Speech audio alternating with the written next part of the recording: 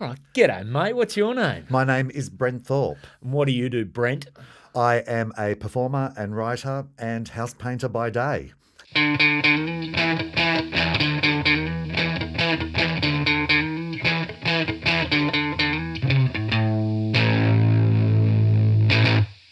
Hello, welcome back to another episode of Crowdworkcast. My name's Andrew Barnett. Thanks so much for joining me. Now, before I tell you all about today's episode, I do need to do some shameless self-promotion. That's because my show, How Good, is on the road.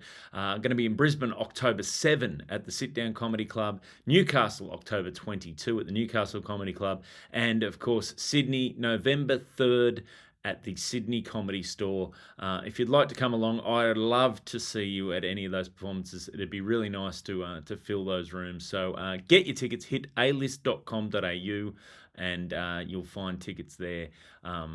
Please, if you want to come along or bring some people along, that'd be fantastic.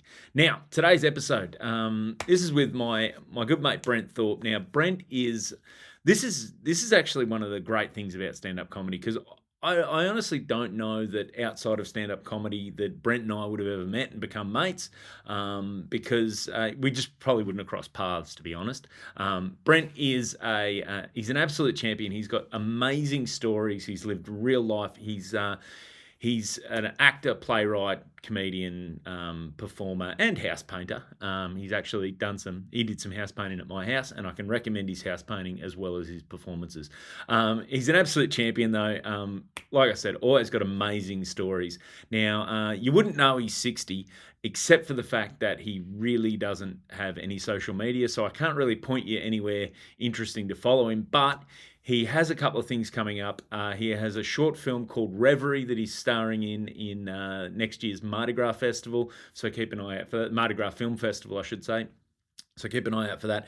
Also, he has his show Daddy, which is his one-man show that's coming to the Melbourne International Comedy Festival next year, and he's planning on staging it at a few other places. So watch this space for that. So if you just Google Brent Thorpe Daddy, you'll find out where you can go see those performances. This is probably, based on talking to Brent, and you'll hear him talk about it in this is a really an interesting personal show that he's written, which is, it's well worth checking out. So I can't recommend seeing Brent whenever you get the chance. I can't recommend it highly enough. So please do get along to see him. Now, if you're enjoying the show, please do like, subscribe, all that good sort of stuff. Now, before I let you get into the episode, I do need to warn you, this one ends kind of abruptly. That's because the batteries in the camera ran out. Brent and I were just in a real good chat, and I wasn't paying attention to how the camera was tracking. So unfortunately, this one sort of just drops out quite abruptly. But don't worry, Brent will come back and do another episode at another time. So hopefully, it's kind of a long episode anyway, so hopefully you guys, you'll enjoy the chat we did get. So this is it. Let's no more faffing around. Let's get into it. This is my chat with Brent Thorpe. House painter by it's almost the worst superhero alter ego. You know what I mean? You could have been a billionaire, and then that would have been lovely. If only. Yeah, in my mind. In your mind. So performer, you and I met through stand-up. Through stand-up, yes. But you're a proper performer in that were you trained at NIDA, or did you? People would dispute proper performer, but no, I went to acting school at the Actors Centre when it was in Surrey Hills, and then after that I went to NIDA as a playwright. As a playwright? As a playwright, yeah. Wow. So that was my time at NIDA. And But you taught at NIDA for a bit? No, I've never taught NIDA, but I was the acting tutor at the Q Theatre for a long while out at Penrith. Right. And I have taught at the Actors Centre and stuff, but I haven't taught at NIDA. No. Yeah, so you're my actual show business. Like, I see you as my actual, like if I need to perform, because the way I came to stand up is I like joke. I'm not a natural performer in my head, and self-conscious. So whenever I need stuff around performance, you're one of my go-to guys. I'm like, hey Brent, how do I do this? Yeah. And we all sort of fly blind. Yeah. With it, yeah. On it. So was that what you always want to do, acting, or was it I always like skirted around the fringes of stuff from the time I was a kid. I joined every community theatre group there was, the Genesians, the Darlinghurst Players, all of them, and always did that. Did drag shows for a long while, which, as you know, I had a drag character that I did for years, and did that, and it's just what I always did. And then I was kind of late to the party. I was in my 30s probably when I thought I need to get a bit more serious about this, and I started doing acting classes. And then when I wanted to teach, I actually went and did, what was I, 38 or something. I went and did an undergrad and postgrad in performance studies, theatre, writing, Shakespeare, all of that, because I knew I didn't have the arsenal of knowledge to be able to really go and teach, and so I went and did that, and God, what was my first? I think my first teaching gig was the Q Theatre at Penrith, and then I taught a Shakespeare course at Actors Centre, and through doing smaller classes before I went to acting school, I met a woman called Lynn Pearce, who is the mother of improvisation. Oh, really? In Australia, and she has written the textbook on it, everything. She brought theatre sports. She was the brain behind theatre sports in Australia. And I was doing acting classes with her, and she used to teach a stand-up course at the Actors Centre. And one year it was being run as a summer school, and I arrived, and she said, "Are you here for the stand-up course?" And I went, "Yeah." And I did that and did a gig that was in 1998, and we did a graduation show, and Raw Comedy was on at the time, and she said, "Get down to the Harold Park Hotel and get yourself in Raw." She said, "I think you found your thing." And I did that, and I won the heat. Oh, nice. And I was in the grand final with Jim Owen Ando. Sorry. Whatever happened to those guys? Yeah, and Mick Meredith. And oh, wow. All that. And we were all in that final together, and we were all gigging for that year. And then I ended up for a few years, I taught that course with Lynn. Oh, wow. So I ended up back at the Actors Centre teaching it, and lots of people came through that. Daniel Towns came through that, yeah. And he wasn't Daniel Towns, it was his real name. Daniel Towns, Lizzie Lovett, who was working at Today FM on a breakfast show. Lots of people. Like, Ando was a graduate of that course. Wow. Mick was a clown. Mick Meredith. Mick Meredith. The clown. Mick Meredith did it, Lou Pollard, CL.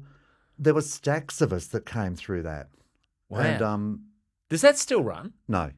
The guy that runs Actors Centre asked me about it a couple of years ago, and we were going to run another one, and COVID happened, and that shut it down, and then they looked at a whole lot of stuff went online. But we knew that was,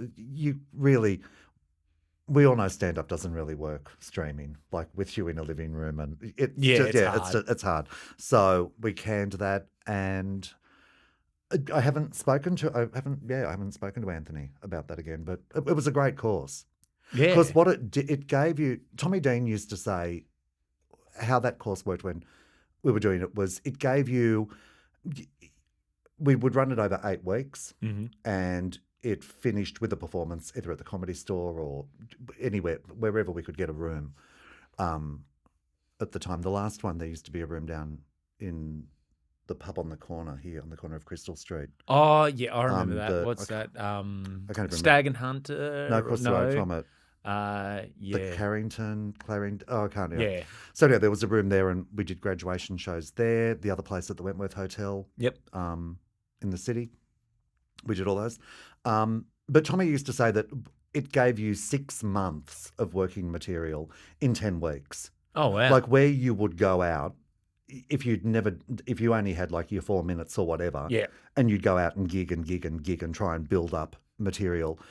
This was an intense 10 weeks where we tasked you, and you would come in every week, and we'd work the material. You'd get up in front of the class. It was never more than 12 students, and it gave you your tight 5 at the end of that 10 weeks. You were ready to go out, and people would then go out and do open mic, and that's what Daniel did. That's what everyone did. Yeah, that's what I did after it. That I think is like, because the model's changed just differently now. Like in terms of there's far more. I'm not sure what it was like then because I started end of 2009. Yeah. So, but the model then was very much the rooms that have an open mic spot. That's right. Or two on a lineup that involve people of all different levels of experience, generally finishing with a headliner, and you'd have an MC who. That's right. They were the two that they were reliable. They know what they're doing. Yeah. People. Yeah. Whereas now there's so many, there's many more, and there's not as many. I was just looking into rooms to go do spots at the moment. Yeah. There's not as many, but there's more of the sign up open mic. And there's guys, like having gone to a few of them, there's people that exist in that orbit for years and never really venture outside it. Where I think sometimes, like just, there is a lot of value in that. Okay, if you're going to do stand-up at a certain point, just get on stage. You've got to work it out in front of an audience. Absolutely. There's no way to get around that. No. But sometimes there's people where you watch people and you go, oh, you benefit from just a little bit of guidance in terms of thought and. We all need coaching. Like when I do like a lot of my, as you know, like I do a lot of solo shows. I always have a director. Really? Always. It was Kevin Jackson before, who was head of acting at NIDA. Yep. He would dramaturg my work with me and he would direct me. And the show that my most recent show, Daddy, that was Adam Cook, who I never ever thought I would work with. And someone said, there's only one person you can work with for this show, and it's Adam. And Adam's been artistic director of the State Theatre Company of South Australia. He has worked everywhere, and he's currently head of a school at Actors Centre. And I got in touch with him, and it was either going to work or it wasn't, and you accept that. And I gave him I think I gave him 5 pages of material, and I said, look, here's a sample of what it is. And we talked, and it worked. And I've met him before. It wasn't a cold call, but you don't know. And it's sort of, because that's a pretty intimate relationship. Like when it's, especially with a solo show, it's you and one other person in the room. Well, it's something you're performing and you've written in that sense. Like that show is quite like, there's a lot of you in that show. It's all me in it. And he was just really encouraging. I had a number of characters in it that he said, you really need these voices for these characters. And I said, I don't have the wherewithal for, like I wasn't that sort of actor. And we got I would call him the best voice coach in the country, Jonathan Mill. He worked with me on it because I have an Irish priest character. I have all of these different, and I've got a gyp rocker, a builder in it. Yeah. And all the people that I've met over the years on job sites and stuff. And Jonathan was fantastic. And it was just this incredible fusion of people together. And I just thought, I remember I was at a rehearsal one day. We're in the studio and had a photo got posted online, and it was me, Jonathan, the voice coach, the director. I had a choreographer for an opening number, all of this. And I remember Amelia Jane Hunter in Berlin sent me a message. She said, I just saw this photo. She said, what the fuck is this show you're doing? She said, I'm trying to learn 5 pages of script that I've written. She said, and you've got this photo. And I said, I know. I said, I don't know how the fuck it happened. But I just lucked in with these people. And even I stood in the studio and I thought, how the fuck did I get here with you guys? That says a lot about those 5 pages that you've been able to send, that people are going, I'm in. Like, because especially when you're working with established people like that I was shitting myself. Yeah, they can pick and choose. So they've seen something in you. That's pressure. I was shitting myself. I thought, the fuck is that? And it all landed. It was a long process. Like that took, God, Adam and I worked on that for probably 3 months. So in that, because directing, just forgive my ignorance. So what sort of stuff, like obviously he's saying you need voices for these characters. Yeah. Is it down to the move? Like, will he give you direction on the movements you should be making when you're on stage? Oh yeah, he'll block it. He'll block, like it'll get blocked. He tended to, we always called it a play. Yep. It was Daddy, a stage play in 1 act. And it is a play. But there's also a looseness in it. And he said, I think you should I'm about to restage it, and I've got a bunch of ideas about it. But he said, we should stick with you with a microphone on a microphone stand. He said, I think we should keep that for you. He said, because that kind of grounds you. Mm. And so it still had that element of stand up in it. And he'd move it. It went through a lot of drafts. Like it probably had 5 major rewrites where I'm talking like half the text just went. Oh, wow. And new stuff came in. It was a massive. I probably wrote about 40,000 words. Is that how you write that? Like, because even your stand-up is very, like, you choose very particular turns of phrase. Yeah. Like, you that's not to say you're very good at being able to be improvisational with an audience. Yeah. Like when you go to the audience. But when you're in your constructed bits, they to an audience who's seen you for the first time, it comes off very natural. Like But that's a lot of work to get me to that. Your turn of phrase is. I slave over that. Is it, so do you write everything longhand, like script, like Yeah. almost like you're writing a script? Everything is written out. See, yeah, that is. Everything is written out. And this is where I kind of would like to be able to do that, but I find there's 2 things. One part of my brain, when I'm typing everything out longhand, it goes to my reading part of my brain. Yep. Where I probably write different to how I'd talk. Where when I talk about, I do things in beats. Yep. Like, so I need to hit this. Yep. And then as long as I can remember those tent poles, it comes out naturally in my voice. Yes. The way I talk. Yeah. But I find if I get too rote, the reading part of my brain kicks in, and I'm not a good enough actor to be able to do the. That's a really interesting point, because writing for stage is not like writing fiction or descriptive prose. Like, it's not writing a book. Yeah. Like, I don't write a script for people to read it. I write it, and no play script. When you pick up Shakespeare isn't written to be read. It's written to be performed. No one goes out, like there's no best-selling scripts of David Williamson plays. No one buys a Williamson to read. He writes that for people to look at. So it's a different part of the muscle. It's a different writing muscle. So everything I write ultimately is that script. When it's done, I could give that to any actor and say, learn it, get up, let me see your version of it. Oh, nice. That's how that's when I know, and I've learned that I remember Francesca Smith, one of the course conveners at NIDA. I've written this massive monologue and everything, and like that, you can imagine how they hammer you there. Like, you are really, that's break a pressure. You down. That's a pressure cooker, and they do it for the purpose of, when I got to a draft of this, I remember in class one day, and there was this thing, and she turned around and she said, "That's watertight." And I thought that was an aha moment for me. I thought the writing's got to be watertight. That's what it is. And especially, Daddy is very personal. I talk about getting older. I talk about hormone replacement therapy for men. I talk about all sorts of things where I advocate for all of this. Because I'm in my 60s now, and I know, and you're so much fitter than I am. And I just kind of figured, like, what am I going to do? Like, I'm still here. I've seen people come and go. I buried so many mates in my 20s. I survived all of that. So many of us did. And I kind of figure, like, I'm still here. And it's like, I just want to up the stakes. It's just like, yeah, if you're going to be here, you want to be here. Yeah, and I kind of, when I write, some of it, I don't write.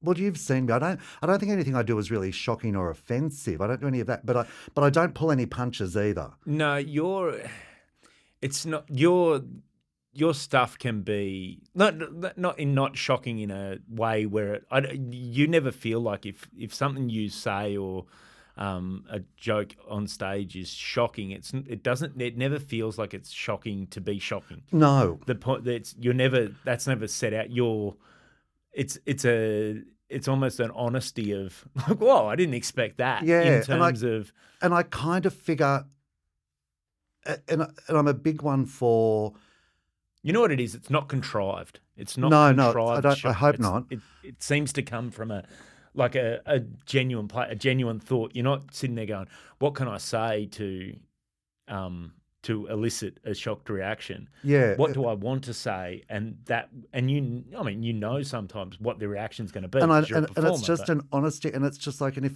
if you are shocked I want you to be shocked at that. I want you to be angry about that. yeah, It and the other thing that I'm really big on, and the thing that when Lynn and I taught that course, and look, and a lot of young comics, there'll be like abortion jokes, rape jokes, all of those things, which we know you don't do.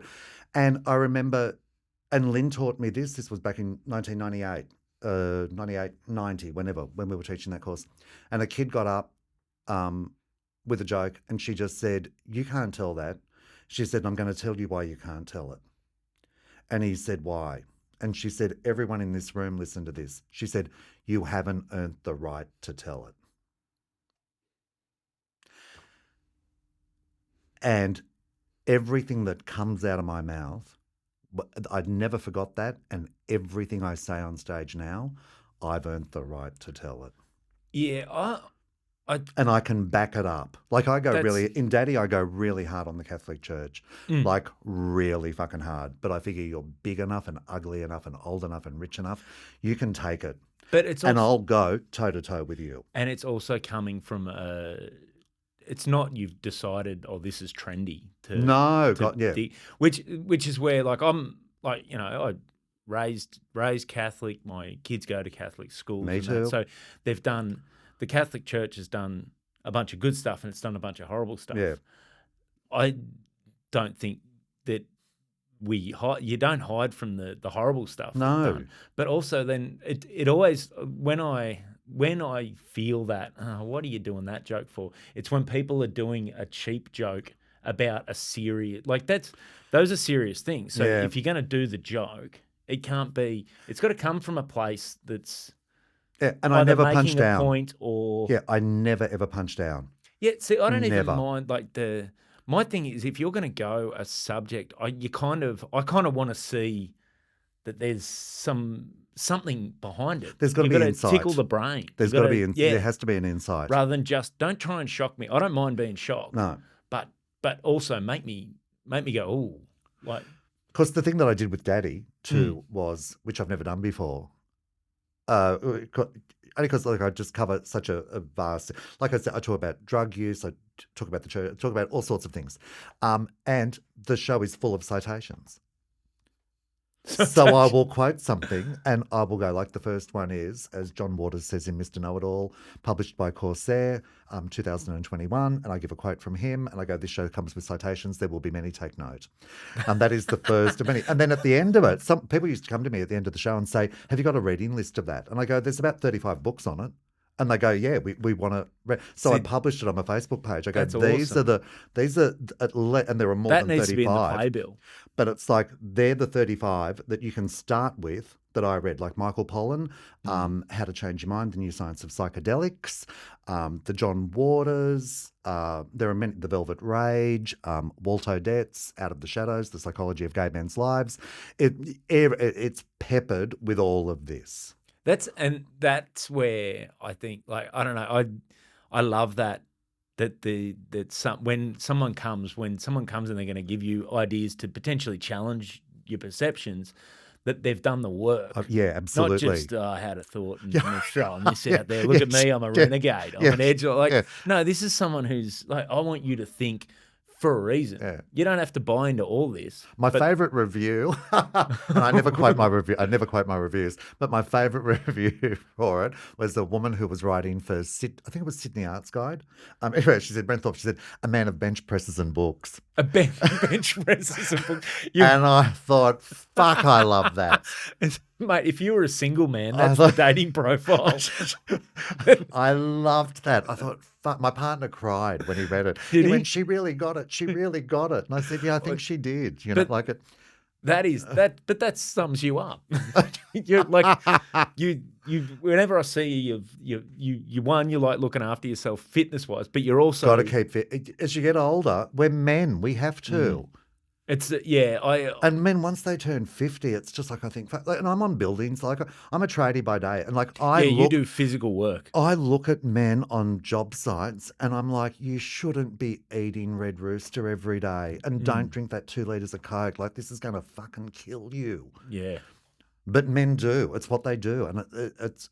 But I think too that's sometimes just like habits. Like I think the best gift I got, and it's one of those sort of natural gifts, because I'm very much susceptible to that sort of thing. But I was given enough vanity and a Right. slow enough metabolism as a child. I never was able to. I was never the guy who could just eat whatever he wanted and not put on weight or not. And so I had just enough vanity and just enough of a slow metabolism that I had to, earlier than a lot of blokes, start actually going, okay, I need to make sure I'm exercising, make sure I I'm need to doing look at this. I need to look at this. And it's so now I watch mates that didn't have that and get into their 40s, and then all of a sudden they have to change so much of their life, where I'm like, oh, this was actually easier that I never got to live that crazily, because I would have had a lot of trouble giving it away. And it's a shock for people. It's a shock for men.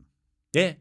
You know, because they don't talk about it. They don't do all that stuff. And then all of a sudden, it's easy to.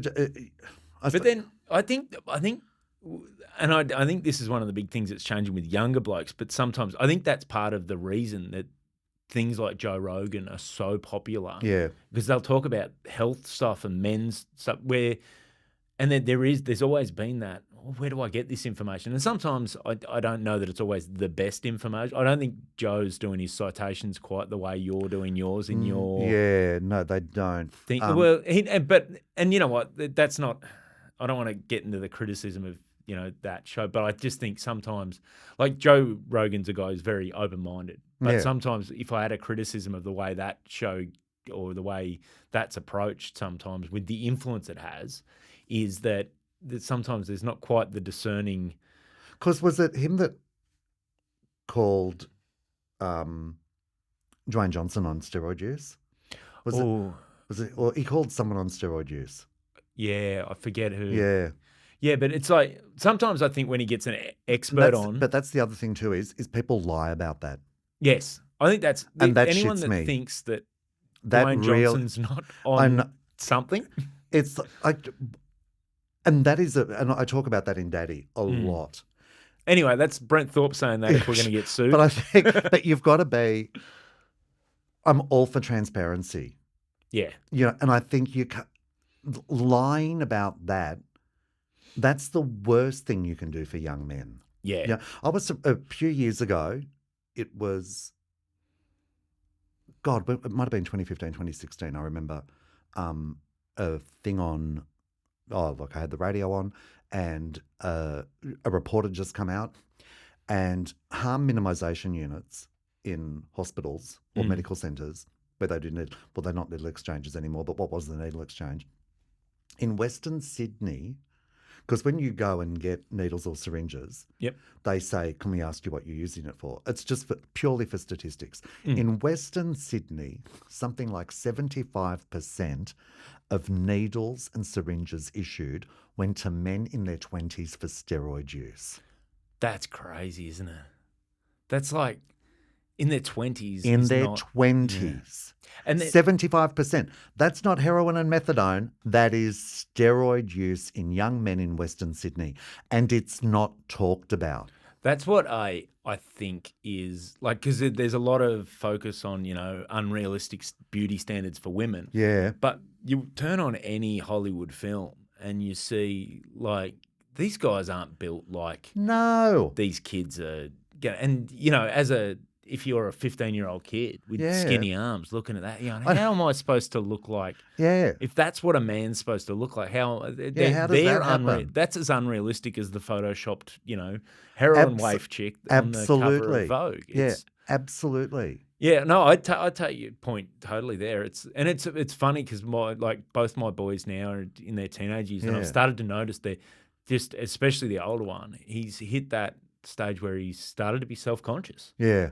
About him, and it's like I think the innocence of children. My favourite part, and that was the saddest thing to see Yeah. go, is their lack of self-consciousness, because that's Oh, yeah. that's that age where they're just, when they're young and they're not worried about how they look or how they're coming off, they're just living. Yeah. They're in the world. Yeah. And that's I think the saddest part of when I call it the age of reason, call it whatever, Yeah. is that thing where they become not just self-aware but then self-conscious. Conscious, and, yeah. And how, like, what do we say to kids? Like, what do you say to teenagers to have them feel okay about Nah. themselves? There's no, like a And you can't. And everyone, I think it's a natural part of life to feel uncomfortable in your own skin is part Yeah. of the process of finding yourself. exactly. But as long as it doesn't go too far, like I'm not a big wrap them in cotton wool kids. Like Yeah. your instinct as a parent is you don't want them to feel any pain. Yeah.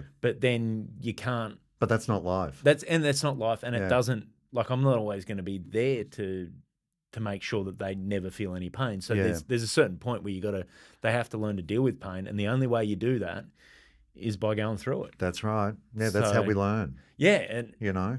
it's tough, but it is interesting that I think that what you're saying about that we no one talks about that sort of stuff with boys. We It's- don't. That's fascinating, and that's really a very insightful sort of an observation, because it's just I think there's a lot of theories about young men's mental health, but Yeah. and a lot of we get the But we theories have about, all of these men who are very public, they have huge platforms, and they lie. Mm, It infuriates me. It's like, just tell the truth about it. But then you can't tell the truth about it because legally, what is set up and established, that system doesn't allow for people to tell the truth because we criminalise this. mm. But people are still doing it on an epic scale. Like, it's just so crazy. Yeah, You know, it's so it's like that's the incongruence of that. I remember a teacher said to me once, they said, if you want to terrify a child, be incongruent. You know, I'm not angry. that's And the people will accept brutality over uncertainty exactly. any day, because you want to. Humans, we like consistency. We like just We're knowing creatures of how meaning. we're situated in the world. Absolutely. We need to know that, okay, is this, am I doing the right thing now? Mm. Am I doing the right thing now? Is this, So I'm interested in your perspective on all this stuff, because one of the things I realised is I don't know. Like, we've known each other fucking 10 years now, yeah, at least. God. I don't think I've ever asked you where you actually grew up. I grew up, born and bred in Marrickville. Really? Born in Camperdown. Still have a home in Marrickville. Inner West. I'm an Inner West boy. Yeah, nice. Through and through. On my dad's side of the family, way back, they were first fleeters. Oh, wow. Yep, on the Frenchman, the Alexander, they came out. And on my mother's side of the family, Russian Jews.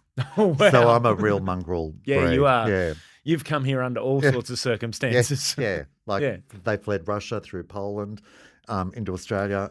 Yeah. Both sides of the family not wanted where they started. No, that's right. Yeah, they weren't. Yeah. Yeah, it's interesting, and ended up here. Yeah, well, worse places to end up in Exactly. terms of that sort of stuff. So you grew up around Marrickville. here. Yep. Marrickville, obviously. Now the drag stuff. Yeah. because I do love Right. your drag. So you used to do a drag character. I did a drag character called Brenda Trollope. Are we going to see Brenda again at I any don't know. point? We'll see. That might involve shaving the beard. Exactly. And they've got to pay me a lot of money to shave the beard off. The last time I did Brenda, I hadn't done her in it might have been a couple of years. Because she ran a comedy room at the Shift. Yeah, she did. That would have been in 2016, 17, 18, around then. Around then. And then I kind of retired her, and she came out of retirement for an Atlantis cruise. Oh, really? Which is a gay cruise.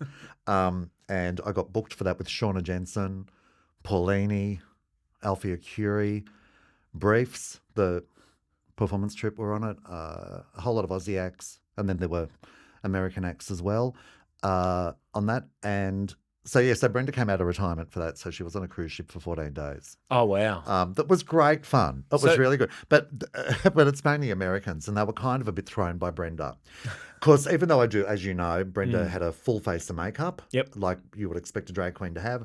I never do wigs. I do turbans and hats, and I wear high heels, a jockstrap, and a caftan over the top of it. So they were a bit thrown by they were like, I don't kind of get this. Well, I don't kind of get this, like the hairy legs and the hairy chest. Of course, I don't wax or anything. Like it's Yeah. not, Brenda's never going to be on RuPaul's Drag Race. No. But she was great. I loved doing that for the time I did it. And now she has evolved into, because I had the Punch and Judy show that I used to do. Yep. That knocked around for years and years and years with lots of different directors and casts and stuff. But Brenda was good. But now I landed. She was great. And Brenda was kind of like my Dame Edna. She had her own birthday. She had her own family history, completely independent of me.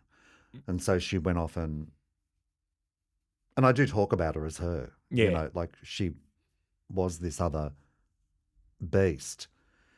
But since growing a beard I say in Daddy being a daddy creeps up on you. Like I didn't know I was a daddy, and I didn't realize that until I realized I was a daddy in San Francisco. Oh, really? Yeah. And this might be, I don't know, can we say it? Like, Yeah, say whatever you want. So anyway, this is in the show anyway, and it's a composite story, but I was in bed with a guy called Sean Paradiso, and he looked exactly like you would expect an American called Sean Paradiso to look. Like he was part African American, part Filipino, like he was a real mix. I felt like I was at Baskin Robbins. I didn't know what to lick first. And anyway, so we were in bed and he looked at me and he went, "Fuck me, Dad." And I thought, I beg your pardon? Like, what's this? And I was like, I thought, oh, that's who I am now. And it's so and I still sometimes I look in the mirror and I think, who the fuck's? Or someone shows me a photo and I go, who's that? And I go, shit, that's who I am now. And I'd done an Edinburgh. This was only last year, 2022. The first year that the Edinburgh Fringe came back, and I was over there doing a show. And I was with Amelia Jane Hunter, an Aussie comedian who we both know, who lives in Berlin now. And she runs she runs comedy rooms over there for Soho House. Oh, wow. Yeah. And so we were in Edinburgh together. I was doing a play. She was doing stand-up with Mary Burke, the Irish comedian, and who was here this year. And we were all hanging out together, and we had a holiday. Her and I had a holiday together in Spain, and she was running she runs comedy room in Soho House in Berlin. And this was the first night she was doing the one in Barcelona. And she said, look, I've got next week. And we were going to be in Spain. It all sounds so much glamorous than it is. It sounds like, Mate, fuck, we're touring the world, but it's so fucking not glamorous. I think I've said this to you before. Middle-aged gay men have the greatest lifestyles ever. Every time I talk to you, I've been in San Francisco. But everyone in the arts, we're all flying by the seat of our pants. Yeah. Like no one really has any money we're all struggling to. Yeah, exactly. But we managed to land. Make the most. Yeah, we managed to make the most of it. And so she said, look, I've got this gig in Soho at Barcelona. Do you want to headline it? And I did that. And when we were going back to Barcelona, I said to my partner, I've got a shop that I love in Europe called Boxer, and it does like fetish wear, sportswear, all that. Where these socks come from. Oh, nice. And there was a wrestling singlet in Boxer that we'd looked at, and my partner said to me, you should buy that. And I said, no, I'm not going to buy that. And it's a black lycra wrestling singlet, and the arse is out of it. And so we were honestly, that's the subtext of all wrestling. Yeah, isn't it? yeah, it is. Yeah, absolutely. And so we were going back to Barcelona for this gig, and I said, I'm going to buy that wrestling singlet. And my partner said, you should. You should have bought it before. And I said, and I'm going to wear it on stage tonight. And he said, go for it. And I bought a pair of socks because they sell all sorts of stuff, and I bought socks that had Daddy written down the back of them, and they have all different things and stuff. And then they had another pair with fuck, slut, top, all that. And so I bought all these socks, and I wore alternating ones that said fuck Daddy down the back of my legs. And I had that and the wrestling singlet, and I went on, and this new character was born, who we call Daddy. And I did that gig, and then the following week we were in Berlin, and she said, "Do you want to go on a Cosmic Comedy in Berlin?" And I said, "Yeah, fuck it, I'll do it." And I got up, and it was kind. When I was a kid, I was really lucky. I had a grandmother that took me to the theatre all the time. She took me to see everything. She took me to see Reg Livermore, Betty Blockbuster Follies, Wonder Woman, all of that. She took me to see Barry Humphrey's early shows. Isn't It Pathetic at His Age? All them. She took me to see the Lindsay Kemp Company. I saw everything. And I kind of, and a turning point in Livermore's career was when he did a show called Betty Blockbuster Follies in 1974. And when I did Daddy in Berlin, I thought, this is my thing. I found it. I found what is the next vehicle that I've got. And that was when I came home and I started writing and got in touch with Adam, and I said, look, I've got this idea. And so that's kind of taken over for me now. I don't know that I want to put on I wrote a whole lot of female characters for the show, and we ended up cutting them all. And I ended up doing an Irish priest, a gyp rocker from, oh God, Macquarie Fields or wherever he lived, Irish priest, a gyp rocker, and a variation of Fred Nile, Nile character. And it was all, and I thought, God, this is so, and it just kind of happened, and we did it. And I thought I never saw this evolution coming. But isn't that, I don't know, that's sometimes the more exciting, and it's great. And that's how you know it's organic. Yeah, absolutely. There's the contrived nature is not there, because you're not sitting there, okay, I need a this or I need a that. And that was, I was always like, I want to put this character in, I want to put that. And then it was like, this just came out of left field, and it was just like, well, fuck, this is what it is. It's what I've got. Let's go for it. That's a really interesting sort of, so, because obviously over the years, I mean, the way, like the acceptance of gay men in society has changed a lot. Dramatically. It's not against the law anymore. No, well, yeah. So, because, I mean, you'd remember those. I lived through, like I lived it. Lived those days. Like, do you feel like now because there was, I mean, the perception was that it was, it leaned into the femininity, like was the stereotype. Oh, yeah, of course. But now that you're a sissy boy or whatever, you know, and I was. Well, I think I still am. No. You know? Yeah, I don't know. I don't think I'd try and fight you.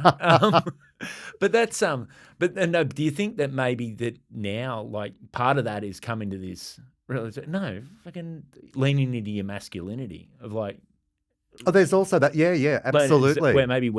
This is where this is coming from, is that I'm really enjoying being a man. Yeah, and I'm and also, like I said, because it's enjoyable. Like I know we're not supposed to say it, but it's fucking enjoyable. It's enjoyable. And also, like I often tell people and stuff, like I didn't go into it.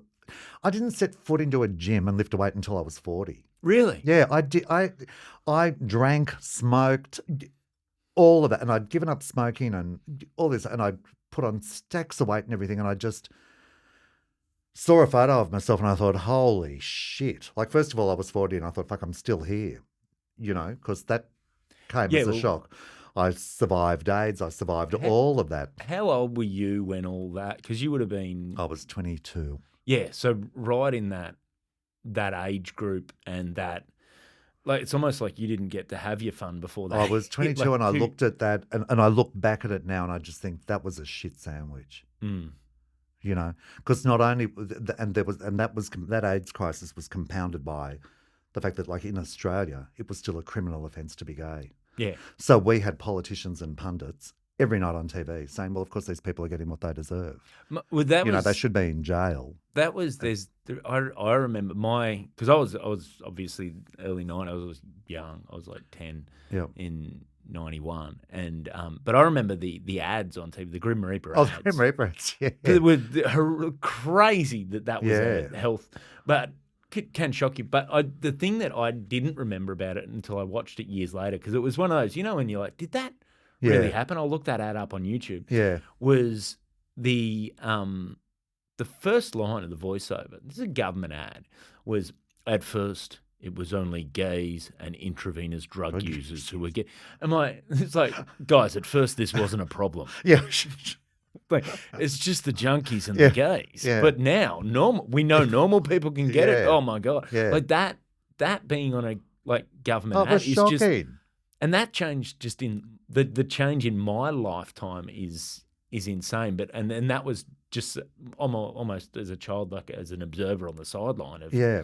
changing that. Whereas on sort of being part of it must have been crazy. Yeah, it was pretty wild when I think back to it. So, like those early days, like because I remember We lived in fear. Like you thought, I remember like you didn't kiss people because you thought you could get it from kissing. Like it was that extreme. Well, there's all that stuff. We just saw like a much milder version in a lot of ways with the pandemic in terms of that early thing where there's no information and you don't know. Well, I how remember to... when COVID started. Like I remember that I just got back off the cruise. When I was on the ship, so this whenever that the 2022 or 2021? 2020 was the very start of March was when we went into lockdown. Okay, well, it was February I was on the cruise ship. And so there was talk about COVID. There was talk about it. And it's standard on a cruise ship anyway. They have those bloody bags of Aquarium and people, they're always telling you to, because pre-COVID, everyone was just worried about gastro. That's right, yeah. So that happened on cruise ships anyway. But I remember I went on stage one night and I said, God, a bloody woman came at me today, like a waitress came at me with a bladder, full of hand sanitizer. And she's like, do you want to cleanse your hands? Do you want to cleanse your hands? And I said, darling, do you see that? And I said, this is a gay cruise. Do you see that man over there? I said, 45 minutes ago, I had my face buried in his ass and I don't even know his name. Do you think I'm worried about dirty hands? Please. It's like, but when we came, and I couldn't believe when I came back, like I was off that ship a week. We were booked in that year for Edinburgh Fringe, Dublin International Gay Theatre Festival, all of that stuff. Like we were booked for those things. And in a week, a producer rang me and said, everything's cancelled. Oh, no. And it was just shit. So, and it was just, in a week, all of that was gone. And this pandemonium set in. And I remember looking back and I used to say to my friends, I went, this is fucking nothing. We survived AIDS. Fuck off. It's like, and no one gave a fuck about us. Well, there was no fervour. We had nothing. They weren't talking about it on the news. There was none of this. I just thought of Heath Franklin and the Chopper character there. And I just thought, you need to harden the fuck up. Like, Jesus Christ. But it was shocking. It was awful. And a lot of people did die. But, there are still 1 million people in Africa who are HIV and AIDS positive.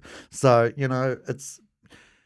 And I think now I was listening to a news podcast the other day about the advancement in the treatments and that sort of stuff. Oh, it's crazy. Which is great. But even that took a long 20 years. Time. And then, there was the podcast I was listening to talked about one of the drugs that had this side effect, but to hold the patent, they're being sued because they've been accused of the drug company to hold the patent for long enough. They didn't release the newer version of the drug that didn't have that side effect. I was like, oh my God, that's great. Depressing. Randy Schultz's book and the band Played On is fantastic. About the politicization. Of that. It's fascinating now to see how, like in some ways, how far everything's come. But then, I was doing a joke about it on stage for a while that occurred to me when, like, you think like to read the news and to and to talk to especially young people now, you go, oh, this one's solved, right? But then when the monkeypox outbreak happened, and then like there's literally a vaccine for that, and governments all around the world just forgot to buy it. Yeah, it's like once they realized, like, come on. Oh. We had this once. This was an easy part to prove we finally care about this community. And I think, and the joke I do on stage, it's because it sounds like the way that guys were getting it sounds like so much more fun than any of these politicians get to have. Like, if it was spread by middle-aged men flirting with waitresses, It would have been solved within minutes. Oh God, exactly. I was in we were in Berlin. There's a huge fetish festival that they have there every year called Europe Folsom, and But this was the festivals you and I visit are so totally. I love this. so we were there. That was this year. Oh yeah, it was this year. Was it this year or last year? Yeah, I think When it was was early. monkeypox? It was earlier this. It must have been earlier this year because I think when you were over there, I was messaging you because I wanted to chat to you That's about. right. Yeah. Because there was a couple of bits I was doing. That's right. That was one of the Yeah. the monkeypox stuff. Was one of the things I wanted to chat to you about the best way to. And of course, that was crazy in Germany, like in Europe. Oh yeah, because that's where it was going real. through. Yeah, Australians were really popular because Really? because all European men were like, they haven't been exposed to monkeypox yet. Quick. Yeah, I was like, no, yeah. I was like, all of if you were from the southern hemisphere, it was like your desirability rating just escalated. We're not going to get monkeypox from them. Yeah. That's You get everything else, but not monkeypox. yeah. Yeah. Hey, you know what? It was so funny when a guy told me that. I went, what? And he went, it's true. He said, that's why Australians are really popular this year. I was like, for fuck's sake. Only the gays. That's Only the gays. such a great calculation but it's also like that speaks to men in general. That was another. It does speak to men in general. Yeah. That was my thing. Like that was one of the things I'd do on stage with the monkeypox. It's like, let's be honest. It doesn't matter who you are. Any man in here would risk the pox for a 10 with a good personality. I don't care what you're into. You know what I mean? Like, it's just how men are as opposed to. That's true. Women are much more. Absolutely. I think my line on the stage was like, women will be like, don't come anywhere near me with that rash. Yeah. Whereas men will be like, give us a look. I reckon I can fuck around that. I know. We will. You're right. And it doesn't matter. Straight man, gay man, bi man, doesn't matter. It's that same. It's just a different part of I think the brain's just wired slightly differently. Yeah, absolutely. Seed spreaders. Yeah, exactly. Evolution doesn't matter who you are. No, Evolution's got you. It's interesting. Oh God, bloody hell. So and now this is a question that I have to ask because I'm eternally now. I don't know what terms I'm allowed to use, not use with around. So drag queen. Me too. Drag queen, as opposed to like, how does this all fit in the whole like? Obviously, there was a time when transvestite was. That's right. Yeah, we don't say transvestite we don't say that anymore. Yeah. We don't like. So how does like so? And we drag don't say queen, transsexual anymore. We don't say transsexual. We don't say transvestite. So how does the drag queen obviously is a separate thing to someone who is trans? Yeah, absolutely. Is that something that is there a like a sort of because I know now I'm fascinated by this. I've become aware of TERFs. Oh yes, trans exclusion. Yeah, Mary Burke was she was accused of being a TERF. Yeah, the Irish comedian. Yeah, she got into a lot of hot water. Yeah, so is it just a separate thing, drag queen, or is there like conflict, or is that now going to be a controversial thing? Do you like? I'm only asking. I know. I just call. I suppose I call Brenda drag, but I look at drag. It's a funny thing for me. I look at obviously, like RuPaul's Drag Race is huge. It is absolutely huge. And yet for me, it's not the drag that I was brought up on. The drag that I was brought up on were companies like Mixed Company, used to perform in Sydney, Doris Fish, Sylvia and the Synthetics, Cabaret Conspiracy, Jacqueline Hyde. There were Reg Livermore's shows that he did that were all in whiteface. Oh, really? So he had a one neutral mask that he wore, and he would play 10 different characters in that neutral mask. And again, hairy body, he never whacked. It was very odd. And I suppose a lot of people would say that's in the tradition of the panto dame. Which is I probably see Brenda more. She's a panto dame. And it really is about how many Fantales and Minties she's thrown at the audience. It's that, like Dame Edna was, and because I know that because you wouldn't call Dame Edna a drag queen, no, and yet I think of it more as character-based comedy, probably. And for me, a character, if you're going to put someone in there, if you're going to put a character on stage, if you're going to play that character, for me, that character, what makes the character a character is they have a past, they have a current situation, and they have a series of objectives for the future for themselves. And if you don't have that, there's not enough meat on the bones for me to, I think, to call it a character. I used to say to young performers all the time when I was teaching acting and stuff, and if they wanted to do drag, if they wanted to do whatever, I would always say to them, it's not enough to just put on a dress. You've got to say something. Yeah. And then the whole pronoun thing that is happening around that is, I call it a rich undulating landscape, but it is, for me, it's a linguistic landscape. I think Mr. and Mrs. Joe Public, in wherever they are, they don't even know what binary means. Yeah. And to say non-binary to them is like, well, what was binary in the first place? So it is... Yeah, I think sometimes you've got to meet It's a people rich where they terrain are. of language, Mm. but I don't think we can just expect people to catch up with that. Yeah. Because it's also and I don't know whether I'd get in trouble for saying this, but it's just, I kind of look at it and I think we are talking about an academic discourse here. It is an academic discourse. It's not, How the much guy in difference does it council make? housing Yeah. down the road is not. How do you? They're going to have trouble entering that conversation because at that level, it's not really a conversation. This is discursive, and that's a very different thing for a lot of people. That's a really good observation. Like, I find, like, my instinct towards a lot of stuff is like, in terms of any sort of prejudice and in terms of any sort of meeting people, is the greatest, the easiest way to solve it all is to expose people to other people. Exactly. Because once you've met someone who is, whatever background that you may have prejudiced towards, it becomes very evident.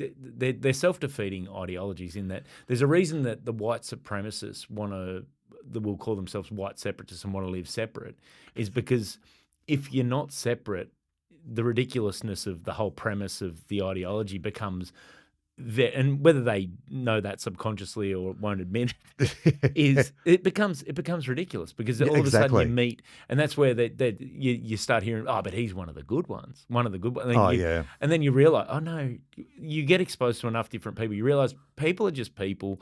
Lots of people come from things from different ways. You don't have to agree on everything. No. And you don't have to have this. To get along, you don't have to have the same lived experience, or not at all. And you just need respect. Yeah, exactly. Yeah. And so that's what I think that, like, I think sometimes the academic side of it, and especially it's very easy to be exploited by bad actors in terms of, oh, look at this. That's where it's absolutely. The people that want to go, like, use woke or use look at these, they're trying to demand this and trying to demand that. Yeah. Is they take that academic and make it seem like that's the entire argument for the thing. And so and they cherry pick parts of it that out of context don't make as much sense. That's right. To the person who hasn't read the whole Sky News are masters of it. Yeah, exactly. Yeah, absolute masters of it. And that's where I think sometimes, like you said, the academic can almost be, although well-intentioned, a little self-defeating. Yeah, absolutely. And like you said, people will jump on it and they will tar it all. Like they'll make it all just monochromatic, and that's just the one thing, and that's what they want to do. Yeah.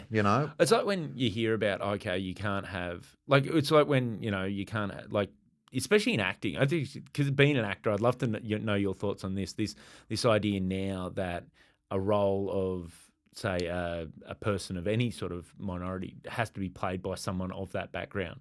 So, like, if you're like, you wouldn't have a straight man play a gay man in a film, or Yeah. you wouldn't have, a non-trans person play a trans person in a film.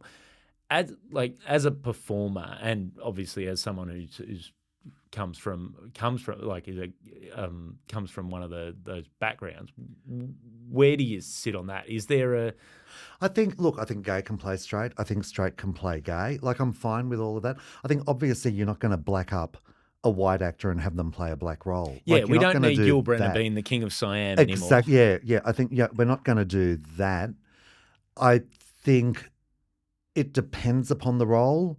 I think we've had, like, in Sense8 and different things, and in American Shameless, we've had phenomenal trans actors in those series that are just. It was some of the most beautiful. Well, I wouldn't call it television, but some of the most beautiful filmmaking I've ever seen. You know, it's spectacular, and why would you do it any different? And like Laverne Cox in Orange is the New Black, and there are so many fantastic trans actors who are playing trans roles. So why would you do that any differently? I think a weird thing happened with Hedwig and the Angry Inch, the show that when they got cancelled from the Enmore Theatre. I think with a thing like that, while that character is trans, you've kind of got to look at the whole tech. You've got to look at the work as well. So when you look at that play, yes, Hedwig is a trans character, but in the end, that actor then has to play Tommy Gnosis, who is a cisgendered male character. So are you going to have two actors? Yeah. And even the role of the guitarist was presented as a man, but then was a woman at the end. So are you going to have two actors? So you're going to have four actors playing those two roles?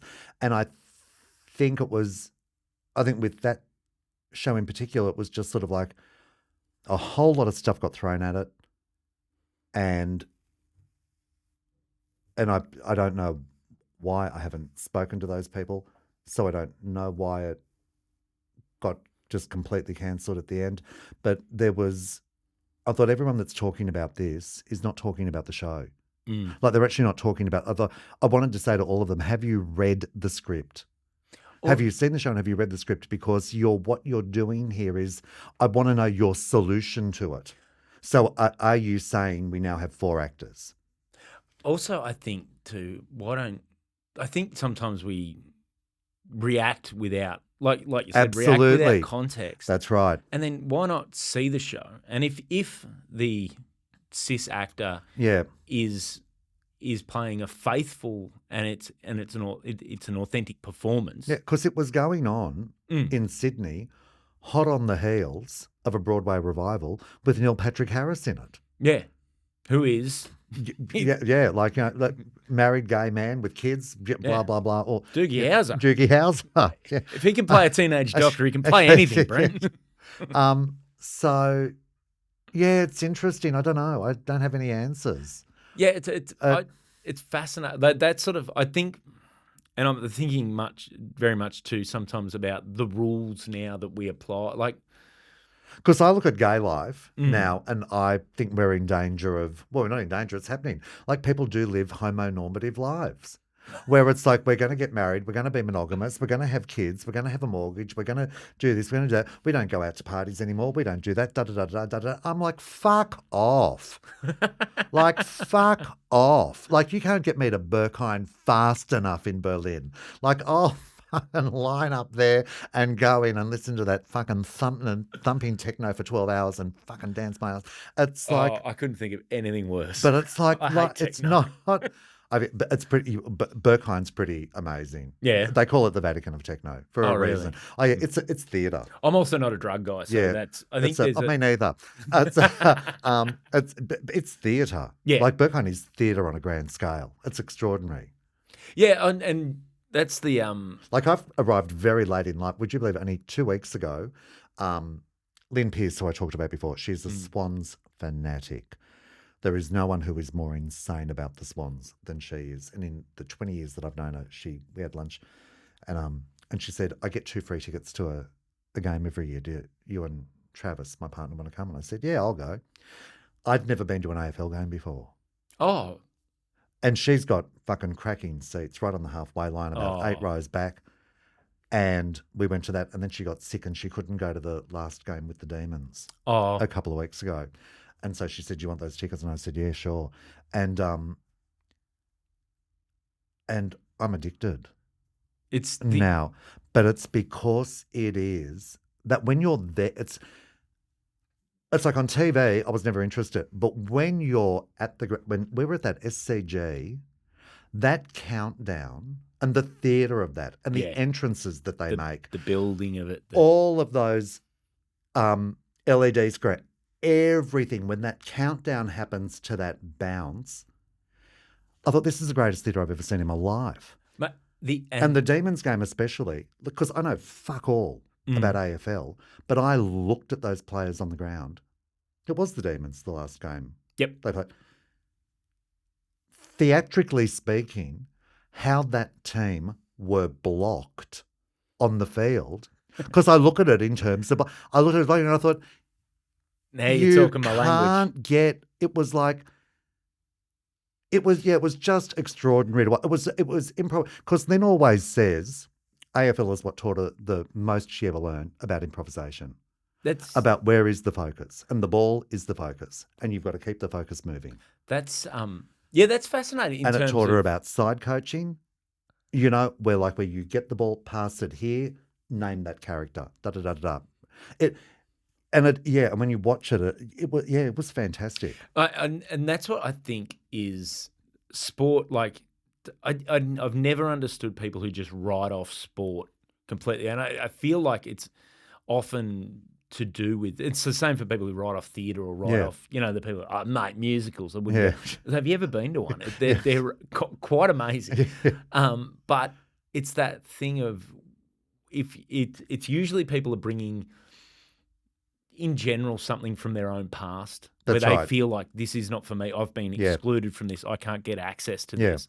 Whereas when you actually just go live, whether it's going to see Hamilton as a bloke who's never been into musicals, or going to see the Swans as someone who's never been into sport, where you realise that it's similar. Like, that's a team who've worked all week on call it their choreography.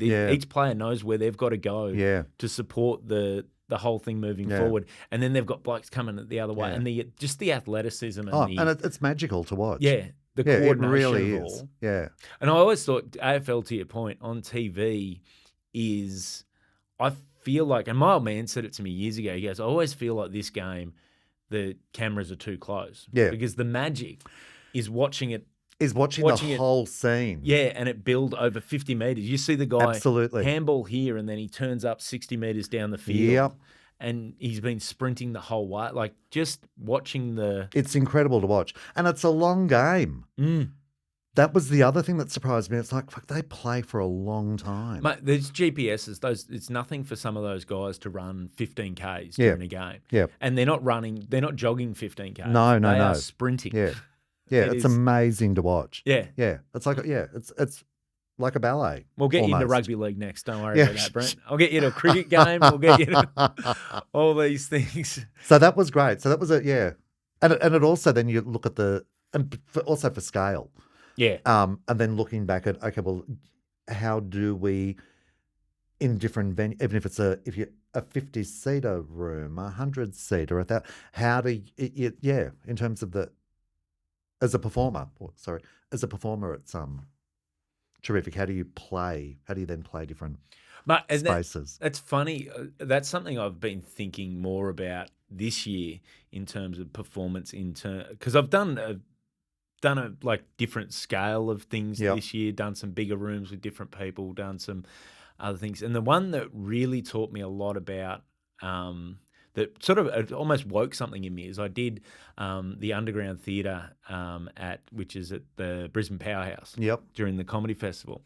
And that is sort of 3 sides in the round, and you're elevated, a thrust stage, we call that. And so it rakes up like right but the front row are still below the stage, which I Yes. like. I don't like I've done a few rooms, like a playhouse type thing, where the front row are on the same level as Yeah. you, and then it rakes up. I Yeah. like the feeling. Yeah. But the fact that when I first went out there and I sort of had the ticket sales from the day before, and so I said, "Oh, how's this feel?" And they said, "Oh, it'll feel about there." And I'm like, Yeah. beautiful. And then obviously more. And so by the time I went on stage, I had it back to each Yeah. on each side, and then so I'd put the microphone too far forward because I'm like, these people are behind me now. Yeah. So I had to go out. But then because I was like, I've got people over here, I started to move. Yeah, you got to play because the room. I was talking Yeah. to different, and it energized like what I was talking Yeah. about, and I performed so much better because I was forced out of my comfort zone and Yeah. forced to stay on my toes, and because I don't know, sometimes you feel, I don't know if you get this, but sometimes if you're performing regularly and it's material you know well and it's a show you know well, you can, if you don't ground yourself in the room, I call Yeah. it, you can sort of go behind your eyes a bit when it's Oh, and take flight. Yeah, you've hit absolutely. play. And it's like, did I say that yet? Or Yeah, have I yeah. said that before? And but then I don't know, like for me, that when I'm doing that, the blood's not getting to the jokes as No. much. Like I don't get. No. Whereas this just put me in the room. Like, Yeah. boom, I'm on my toes and I was having fun. And then Yeah. because I was in the moment, I was able to riff off stuff, or something happened, we were able to. Yeah. Which is where the magic for me of Oh, live performance absolutely. happens. Yeah. So, how do you, in that sense, do you have any tricks that you can recommend to ground yourself in the I room? do stupid things when I go into different venues that I've never done. I walk around the room. I sit in the room. I go and sit in odd seats and look at the stage. And so I always make sure I know what the audience is looking at. So I know what they're looking at when I'm there. It's like the different vantage points. That's interesting too. I always do that. So I know what they look like. And I suppose just because I'm from acting school and stuff, like I warm up, I do all that sort of stuff. Like I do vocalize, probably not as much as I should, but I do try and be, warm when I go on. The great thing about Daddy is that I have two go-go boys working with me. So they do like a pre-show, like when the audience comes in, music's playing and they're dancing. Oh, nice. Like they're on stage. Like, so they've already got a party happening in the room, and then it starts with the vibe's set. The vibe's set. So they there's that, and then I come on and we have a bit of some opening choreography and all of that sort of stuff, and I come on and join them. So it starts with a thing that people kind of know what they're in for, There's context. It's like, okay, yeah, it's kind of like, okay, that's what this is. We weren't expecting this, but okay, we're here, and there's boys in jockstraps on stage, and and then I come out in my boxer wrestling singlet. But it's funny. Yeah, I just try and be as prepared as I can. A funny thing with that was because God, when we did a gig, when was that? That Wildfire gig was ages ago.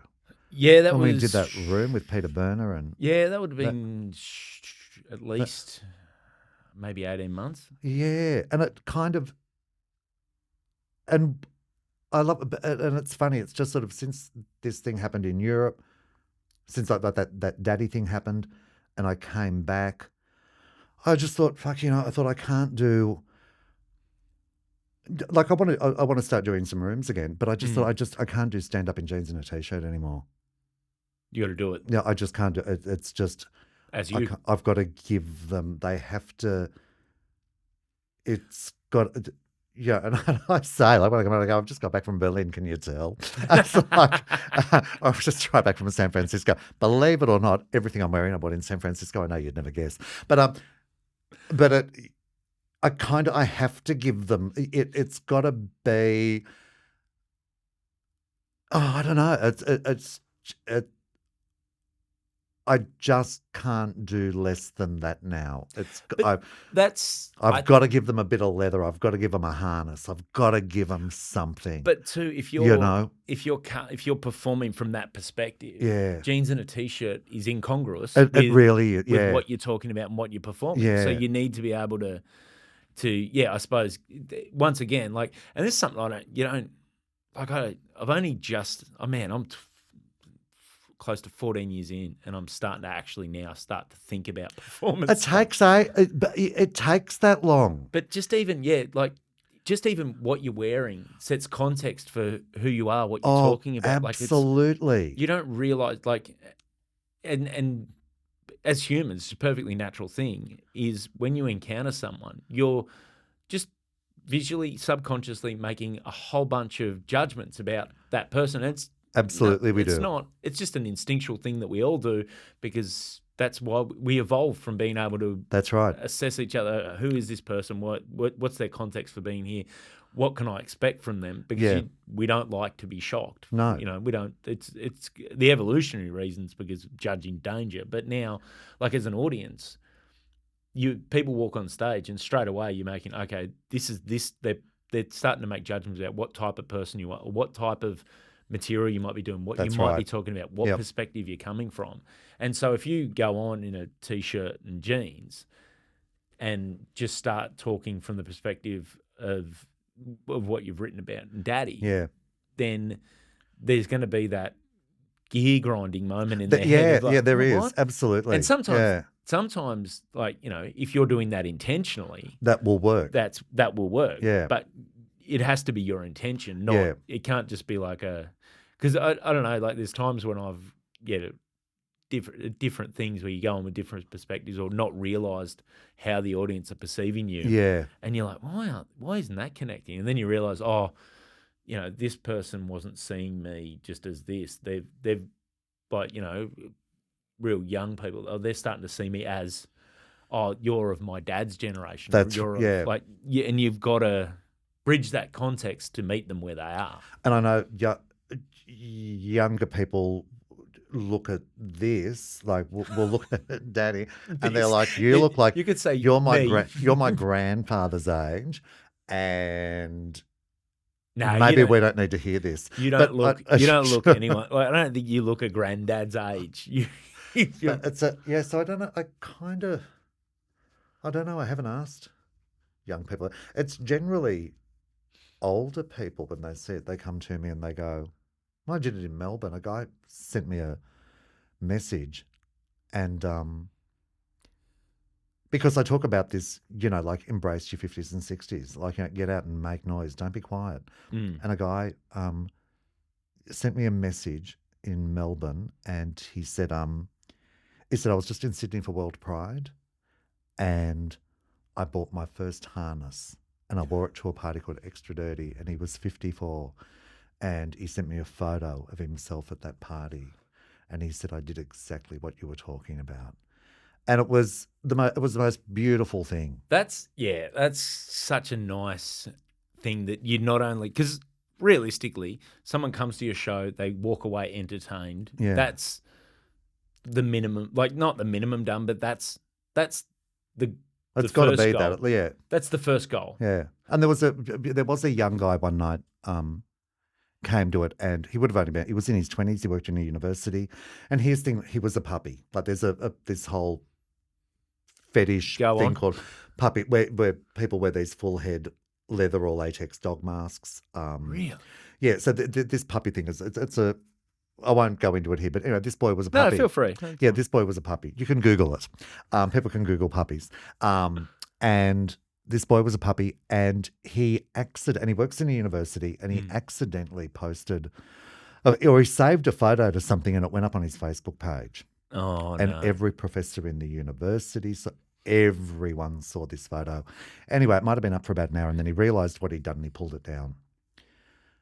And then the next day, he thought, you know what, fuck it. And he reposted it, and he said, this is who I am. And everyone jumped on board with him.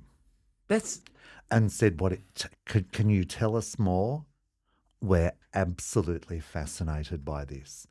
Which is that I think that's like, and that's the context In of the knowing old people days, too. in the old days, in the 50s and the 60s and the 70s, it would be that's the equivalent of a straight married man with children coming out as a cross-dresser.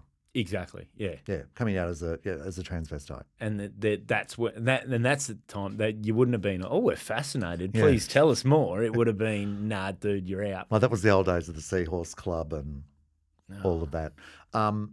Yeah, so it was real. That was really